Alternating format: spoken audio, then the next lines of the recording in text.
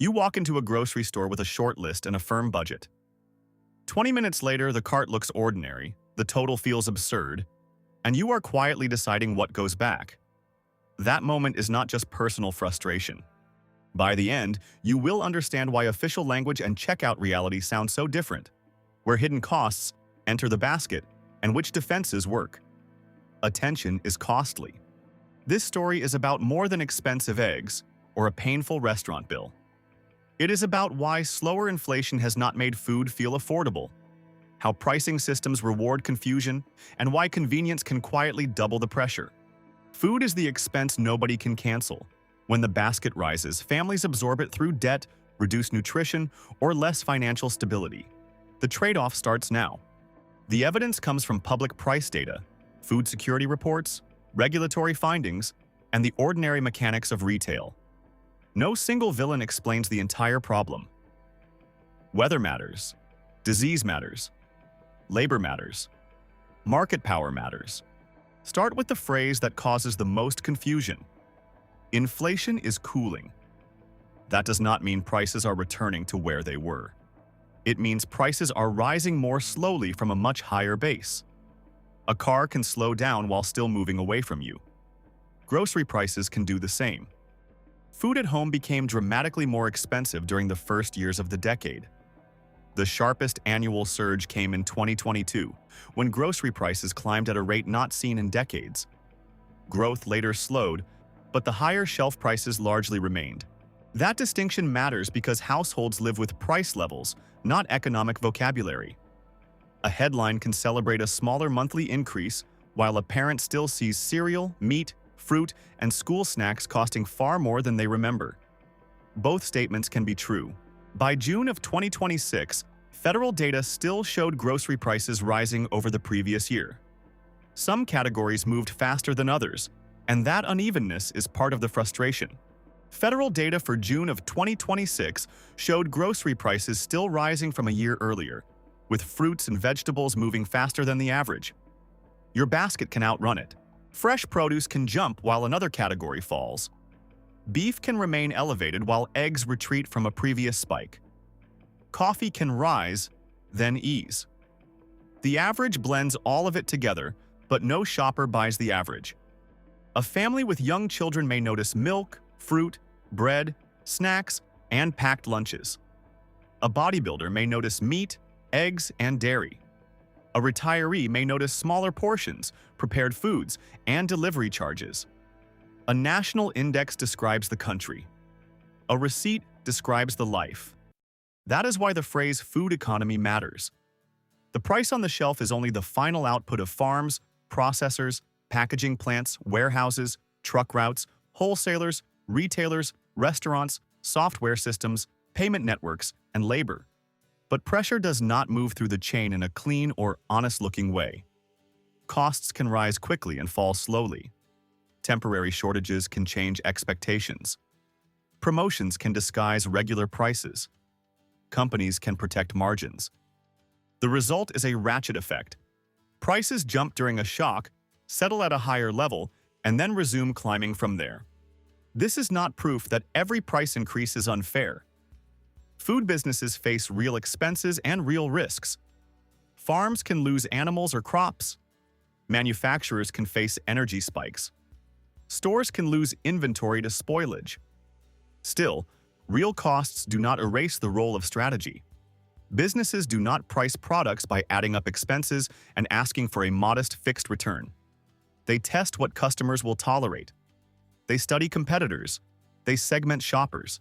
They protect profitable categories. That is normal business behavior. But food is not a normal purchase. You can postpone a television. You can repair an old chair. You cannot indefinitely postpone dinner. Basic demand gives sellers room to experiment because consumers must keep returning, even when they are angry. The burden becomes heavier because income does not rise in the same way for everyone. Some households received raises that outpaced food costs. Others did not. Some have savings, flexible work, and nearby discount stores. For a higher-income household, a larger grocery bill may be annoying. For a low-income household, it can trigger a chain reaction. The family buys less protein, skips fresh produce, delays a utility payment, uses credit, visits a pantry, or cuts an adult meal so children can eat. Federal researchers define food insecurity around uncertain or limited access to enough food because money or other resources are inadequate. That definition matters. It does not require visible starvation. In 2024, more than 18 million American households experienced food insecurity at some point during the year. Nearly 48 million people lived in those households. Those numbers are not a side issue in an otherwise healthy system. In 2024, about 14% of households were food insecure, a rate significantly above several years before the recent surge. More than 7 million households experienced very low food security, meaning eating patterns were disrupted and food intake was reduced at times. That is not merely a consumer confidence problem. Very low food security affected more than 5% of households. Behind that phrase are skipped meals, smaller portions, and broken routines. The damage repeats. Households with children faced even greater risk.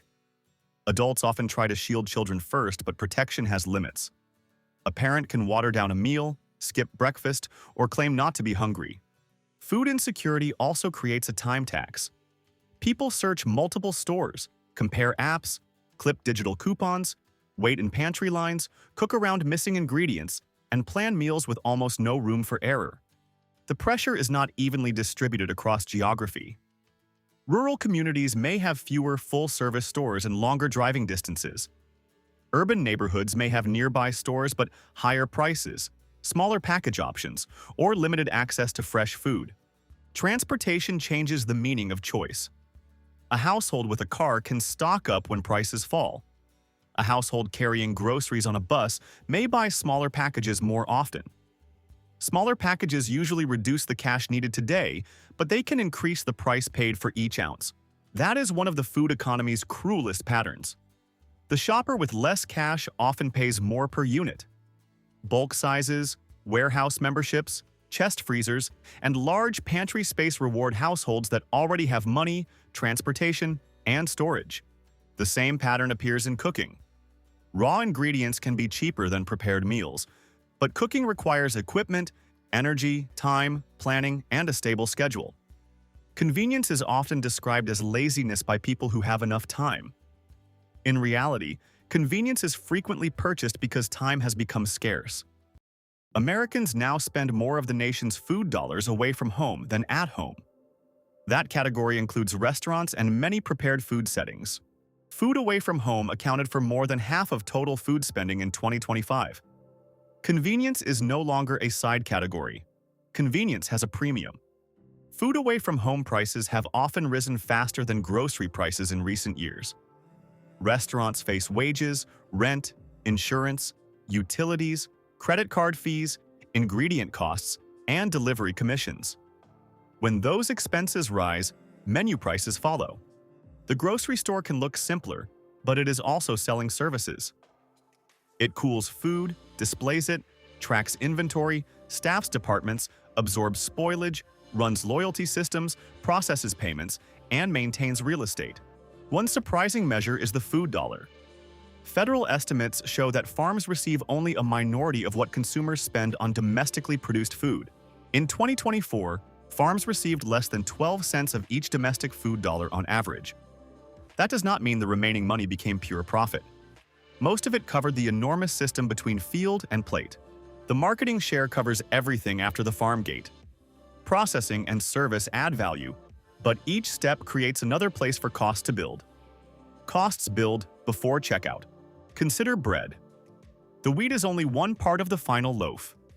Milling, yeast, oils, labor, baking, slicing, packaging, shipping, shelf space, spoilage, and retail operations all matter. The farm commodity can become cheaper while other costs hold steady or increase. Now consider beef. Cattle production takes time, land, feed, water, labor, and processing capacity. The national cattle herd has fallen to a level not seen in many decades. When supply is tight and demand remains strong, prices can stay elevated even if shoppers complain loudly. Eggs showed a different pattern. Avian influenza reduced laying flocks and pushed prices sharply higher. As production recovered, prices could fall from extreme levels. That volatility proves something important. Not every painful price is a permanent corporate choice. Fresh vegetables have their own risks. Weather, disease, water availability, seasonal labor, fuel, and import conditions can quickly affect supply. A tomato cannot be manufactured on demand. Global events matter too. Grain, fertilizer, energy, and shipping markets cross borders. A war far away can affect input costs in an American field. A drought in another country can alter import demand. A blocked shipping route can add delays and insurance costs. Then came the pandemic, which exposed how fragile that system could be. Demand shifted from restaurants to homes. Packaging formats no longer matched where people were eating. Workers became sick. Plants slowed. Trucking tightened. Shoppers cleared shelves. The Federal Trade Commission later reported that the disruptions did not affect every firm equally. Larger companies were often better positioned to secure supply, while smaller retailers and producers faced greater difficulty. The pandemic changed bargaining power. Firms with stronger supply access could protect shelves, hold customers, and keep advantages after the emergency. Scale can weaken rivals. The same federal review said some grocery businesses appeared to use rising costs as an opportunity to raise prices further and increase profits. That finding should be handled carefully. It does not prove every company manipulated every price. This is where public arguments become oversimplified. One side says greed caused everything. Another says costs caused everything. The more accurate answer is uncomfortable. Costs, shortages, market structure, and profit strategy can operate at the same time. Once shoppers become accustomed to a higher range, the old reference point fades. A price that would have seemed outrageous 3 years earlier starts looking normal, beside an even higher temporary spike. That imperfect memory is valuable. Most people cannot recall the exact regular price of dozens of items across several stores. They remember a few anchors: milk, eggs, bread, chicken, maybe cereal. This does not require a secret meeting. It is basic retail economics. Stores know which products attract traffic, which products build a value reputation, and which products carry stronger margins. A shopper may save on the headline deal and lose the savings across the rest of the basket. Promotions make the system even harder to read. A product may have a regular price, a temporary sale, a loyalty price, a digital coupon, a quantity requirement, and a personalized offer. The shelf appears to show one item. The word sale creates urgency, but the only useful question is the final unit price.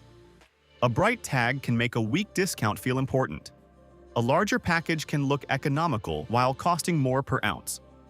A buy more offer can save money per unit while increasing total spending and waste. Unit pricing is the quiet defense most shoppers ignore. The small number on the shelf tag reveals the cost per ounce, pound, count, or other measure. It allows a fair comparison across package sizes. Packaging takes advantage of attention. When a company reduces the amount inside while keeping the price similar, the increase can be harder to notice than a direct price hike. The box may stay tall. The bottle may gain a deeper indentation. The bag may hold more air. This practice is often called shrinkflation. It is legal when the package accurately states the new quantity, but accuracy is not the same as visibility. Shoppers do not normally memorize net weights. They recognize colors, shapes, and shelf positions. Sometimes the package shrinks and the formula changes. A product may use cheaper ingredients, simplify a recipe, or reduce an expensive component. That can protect the headline price, but it may lower value. The consumer is not only paying more per unit. Premiumization moves in the opposite direction. Instead of shrinking the basic item, a company creates a more expensive version with claims about protein, simplicity, heritage, wellness, convenience, or flavor. Some products deliver real differences. Grocery aisles now contain more tiers: basic, standard, natural, organic, functional, artisan, and indulgent. More choice sounds good, but it can blur the affordable middle. Health language is especially powerful because it turns price into identity. A product is no longer just yogurt, bread, water, or a snack. It becomes a promise about energy, immunity, purity, performance, or responsible living. The danger is not that every premium product is wasteful. The danger is that marketing can make ordinary food feel inadequate. A balanced meal does not require a fashionable label. Store brands can break that spell. Private label products are often cheaper because they spend less on national advertising and give retailers more control over sourcing and pricing. Research has found that store brands can increase competition and widen consumer choice. But store brands are no longer always the bargain basement. Retailers have developed premium private labels with sophisticated packaging and specialty positioning. That strategy lets the store capture both the value shopper and the higher-margin shopper under names it controls. The best comparison is not national brand versus store brand. It is product versus product. Check the ingredient list, net weight, unit price, and actual use. The cheapest item that nobody eats is waste. The premium item that does nothing different is also waste. Coupons complicate this comparison. Traditional coupons lowered a visible price for anyone willing to clip them. Digital coupons can require an account, an app, a password, a phone, and several taps before checkout. The discount exists, but access depends on technology and attention. That creates a strange reversal. The posted shelf price may feel like a penalty for shoppers who do not surrender data or complete a digital task. Older adults, people without reliable internet, rushed parents, and anyone uncomfortable with tracking can pay more for the same item. Loyalty programs can provide real savings. They can also train customers to stop comparing stores. Points, fuel rewards, personalized coupons, and member prices create a sense that leaving means abandoning value. The program does not need to lock the door. The data collected can be extremely detailed. A retailer may learn what a household buys, how often it shops, which promotions work, what it ignores, and when it is likely to return. That information can improve inventory and produce useful discounts. Federal regulators have examined a broader practice sometimes called surveillance pricing, in which personal data and behavior can help shape targeted prices or promotions. Regulators found pricing intermediaries can use location, browsing, shopping history, and online behavior to tailor offers. The infrastructure already exists. The tools already exist. This does not mean every loyalty card customer is secretly charged a unique grocery price. It means the technical ability to segment offers is expanding, and the line between a helpful coupon and a personalized extraction strategy can become difficult to see. A discount can be genuine and still serve the retailer. It may encourage a larger basket, move excess inventory, promote a private label, or bring the shopper into the store. The customer saves on one item. The store gains information, traffic, or spending elsewhere. The smartest response is not paranoia. It is separation. Treat loyalty savings as one input, not proof that the entire store is cheapest. Compare a small basket of frequently purchased items across competitors. The physical store also shapes decisions before a price is processed. Shelf space is planned. Product positions are negotiated. Manufacturers may pay forms of promotional support or placement fees. Shelf placement affects attention. A product in the middle of the visual field is easier to notice than one near the floor. End caps feel like deal zones, even when the price is ordinary. Checkout displays target the moment when planning is finished and self-control is tired. The produce section often creates a fresh, abundant first impression. Bakery smells can make the store feel warm and generous. Wide displays slow movement. Seasonal tables interrupt the route. A grocery list is therefore more than organization. It is a boundary against an environment designed to generate discovery. The longer the unplanned walk, the more opportunities appear. A new flavor, a limited offer, a prepared meal, or a child's request can quietly change the total. Hunger makes the environment stronger. Shopping while hungry increases the emotional appeal of immediate food. Fatigue has a similar effect. After a long day, convenience products do not need to be objectively cheap. They only need to feel easier than the alternative. That is why the store's most profitable moment may occur when the shopper's decision quality is weakest. People compare less carefully when they are rushed. They overlook unit prices when children are restless. They accept substitutions when dinner must happen soon. Online grocery shopping removes some visual temptations, but it creates new ones. Search results can prioritize sponsored products. Recommended items can follow previous purchases. The online cart also hides physical size. A photo of a small package can look almost identical to a large one. Shoppers may focus on the item price and miss the quantity. Substitutions can further change the final value when a preferred size or sale item is unavailable. Delivery adds another layer of pricing. The item price may differ from the store. Then the order may include service fees, delivery fees, small order fees, heavy item charges, membership costs, and a tip. In 2026, federal regulators asked whether food and grocery delivery platforms disclose total prices, variable fees, online markups, personalized pricing, and promotion limits clearly enough. Regulators asked whether online prices differ from store prices and whether variable charges appear clearly. Comparison fails when the full price arrives last. The full price comes late. Convenience is valuable, especially for disabled people, caregivers, workers without cars, and households facing illness. Delivery can increase access and save hours. The issue is not whether convenience deserves a price. Subscriptions make the cost feel smaller by separating payment from each order. Once the membership is paid, people may order more often to justify it. A waived delivery fee can create the feeling of free service even when item markups, service charges, and tips remain. Pickup can be a useful middle path. It may reduce impulse buying and save time without the full cost of delivery. But shoppers should still check whether online prices match in-store prices, whether coupons apply, and whether substitutions preserve the unit value. Prepared grocery meals occupy another middle ground.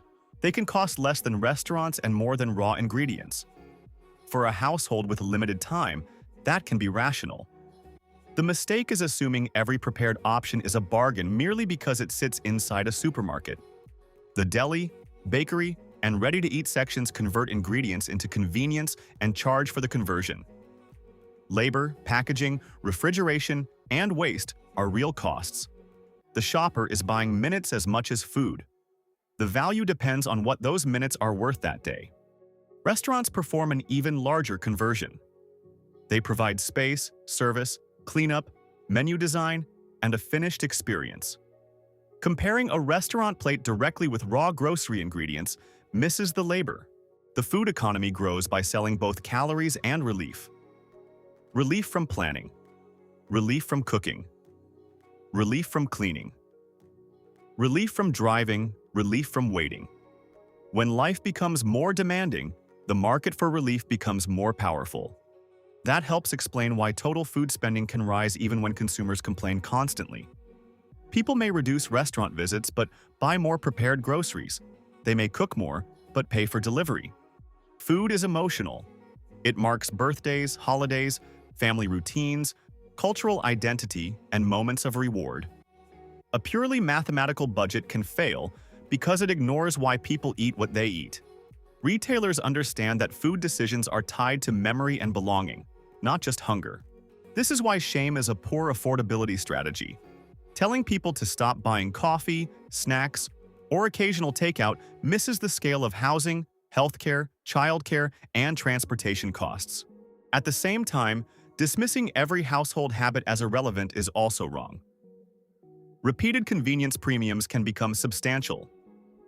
Food waste can erase savings. Brand loyalty can prevent comparison.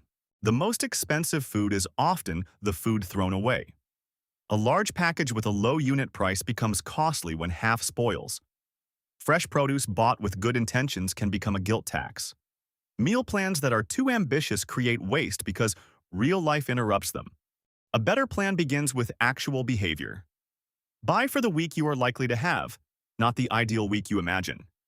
Use flexible ingredients that can move across meals. Freeze portions early. Schedule one rescue meal for leftovers and food approaching its limit. Inventory is a hidden financial tool. Before shopping, check the refrigerator, freezer, and pantry. Many households buy duplicates because food is stored out of sight. A 5-minute scan can prevent another sauce, another bag of rice, or another frozen item from disappearing into the back. Price memory should focus on a small set of anchors. Track the usual unit price of perhaps a dozen products your household buys often. You do not need to memorize the store. You need enough reference points to recognize a real deal and reject a decorative sale tag. Compare unit prices but include waste and quality. The larger package wins only if it will be used. The cheaper chicken wins only if the cut fits your meals. The store brand wins only if your household accepts it. Frugality that creates unused food is not frugality. Build meals around categories that are affordable now, not what was affordable 2 years ago. Prices rotate. Eggs may fall while beef stays high. Certain vegetables may spike while frozen alternatives remain stable. Frozen and canned foods deserve a fair hearing. They can offer nutrition, long storage, and lower waste. The healthiest choice is not automatically the most photogenic item in the produce aisle. Protein does not have to mean the most expensive cut of meat. Beans, lentils, eggs, canned fish, yogurt, poultry, tofu, and less costly cuts can diversify a meal plan. The goal is not to eliminate preference. It is to avoid letting one volatile category control the entire budget. Use promotions to support the plan, not create the plan. A coupon for an unnecessary product is not savings. A buy more offer that causes waste is not savings. A points reward that keeps you in a higher-priced store may not be savings. Separate the grocery budget from the convenience budget. This simple distinction reveals how much is being spent on food itself and how much is being spent to save time. There is no moral judgment in either category. Visibility allows a deliberate trade instead of an accidental one. For delivery, compare the final checkout total with the expected in-store total. Include item differences, every fee, the tip, and any membership cost. Then decide whether the hours saved justify the premium. Sometimes they will. The key is to price the decision honestly. For restaurants, compare the full experience, not the menu headline. Drinks, appetizers, tips, taxes, and delivery can transform the bill. Ordering directly, picking up, sharing portions, or choosing a lunch special may preserve the experience at a lower total cost. Do not assume warehouse clubs are automatically cheaper. Membership fees, large quantities, impulse purchases, and waste can erase unit savings. They work best for households with storage, predictable consumption, and discipline around the non-food aisles. Do not assume discount stores are cheapest on everything either. Retailers can lead on some categories and lag on others. The winning strategy is selective loyalty. Know where your key items are usually strongest, but remain willing to switch. Watch the cash flow trap. A large bulk purchase may save money over months, but create a problem this week. A smaller package may be financially rational when cash is tight, even with a higher unit price. Personal finance happens in time, not only in averages. Credit can hide the crisis. When grocery purchases move on to a revolving balance, food costs begin accruing interest after the meal is gone. A temporary budget gap becomes a long-term burden. Rising food prices are especially dangerous when they merge with high-cost debt. Assistance programs can reduce that burden, but eligibility rules, paperwork, stigma, and benefit limits can make access difficult. Food banks and community organizations fill critical gaps, yet charity cannot substitute for broad affordability. Emergency support treats the symptom. The national conversation often focuses on whether consumers are confident. Confidence is not the central issue when the arithmetic fails. A household can understand the economy perfectly and still be unable to cover rent, transportation, medicine, and enough nutritious food. Another misleading debate asks whether consumers should feel better because inflation is lower. Feelings do not need official permission. When the cumulative increase is large, slower growth offers limited relief. The bill is still built on years of compounding. Imagine a staircase. The economy climbed several steep steps in a short period. Now it is climbing smaller steps. Officials point to the smaller steps as progress, and technically they are right. Prices can fall in individual categories, but broad deflation is rare and can bring its own economic problems. The realistic path to affordability is usually some combination of slower price growth, stronger income growth, better competition, higher productivity, and targeted support. Competition matters because it shapes how quickly savings reach consumers and how aggressively firms must fight for traffic. When shoppers have several credible stores, retailers face pressure. Supplier competition matters too. A shelf can display many labels that trace back to a small number of large producers. Variety of packaging is not always variety of ownership. Slotting allowances illustrate that barrier. Suppliers may make payments or provide promotional support to secure placement, launches, displays, or continued access. Scale brings efficiency. Large firms can negotiate transportation, automate warehouses, purchase huge volumes, and spread technology costs. Those efficiencies can lower prices. Scale also brings bargaining power, data, and resilience that smaller competitors may not possess. That is why easy slogans fail. Big companies are not automatically bad, and small companies are not automatically efficient. Private labels are not automatically cheap, and brands are not automatically superior. The system rewards consumers who can compare, store, cook, travel, wait, and adapt.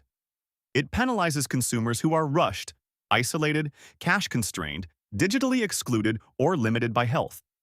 This is the uncomfortable truth behind the title. The food economy is getting worse not because every price rises every month, but because the system is becoming more layered. More prices, more conditions, more data collection, more convenience premiums. A generation ago, comparison was never perfectly simple. Today, the shelf price may be only the beginning. Complexity benefits the side with better information. Retailers analyze millions of transactions. Consumers stand in an aisle with a tired brain and a limited budget. The imbalance does not require deception. Transparency is therefore an affordability issue.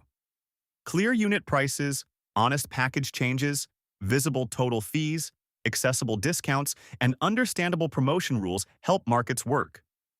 A consumer cannot reward the better deal when the deal is deliberately difficult to calculate. Policy can improve that environment without pretending government can set every grocery price. Policy should recognize time poverty.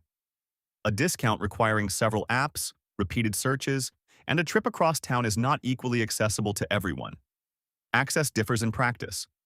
Businesses also have choices.